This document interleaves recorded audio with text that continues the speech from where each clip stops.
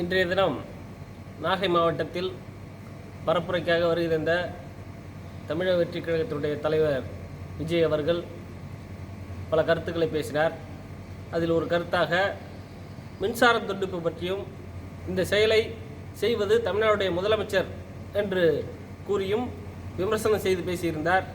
அரியலூர் மாவட்டத்தில் கரண்டை கட் செய்தார்கள் என்றும், திருச்சி மாவட்டத்தில் அதுபோல செய்தார்கள் என்றும், இதுபோல் செய்து தன்னுடைய பிரச்சாரத்தை முடியவைக்க நினைக்கிறார் சிஎம் என்று சொல்லி, சிஎம் சார் என்று சொல்லி பேசியிருந்தார். நாகை மாவட்டத்தில் அவருடைய கட்சி மாவட்ட செயலாளரே தன்னுடைய சொந்த லெட்டர் பேடில் நாளைய தினம் இந்த நாகை மாவட்டத்திற்கு கட்சியினுடைய தலைவர் விஜய் அவர்கள் பிரச்சாரத்திற்கு வருகை தர இருக்கிறார். அதனால் எங்கள் நாகை மாவட்டத்தில் நாகை பகுதியில் மின்சாரத்தை துண்டிக்க வேண்டும் என்று சொல்லி மேற்பார்வை பொறியாளர், மின்சார வாரியத்தினுடைய மேற்பார்வை பொறியாளருக்கு ஒரு கடிதம் எழுதி அளித்துள்ளார்.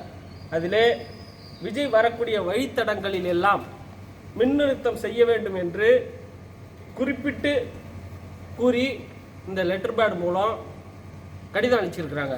அதனை மேற்பார்வை பொறியாளரிடம் பெற்றுக்கொண்டதற்கான ரெசீவ்டு காப்பியும் போட்டு வாங்கி சென்றிருக்கிறார்கள்.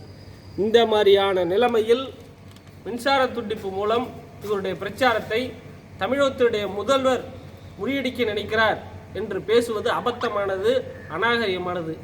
இது போன்ற பேச்சுக்கள் இனி தொடருமானால் இது போன்ற உண்மை நிலவரங்களை ஒவ்வொன்றையும் எடுத்து கூற வேண்டிய கட்டாயம் ஏற்படும். இந்த உண்மையை இந்த பலரும் அறிய வேண்டும் என்ற காரணத்தினால் இந்த லெட்டர் பேடையும் உங்கள்கிட்ட காட்டுறோம்.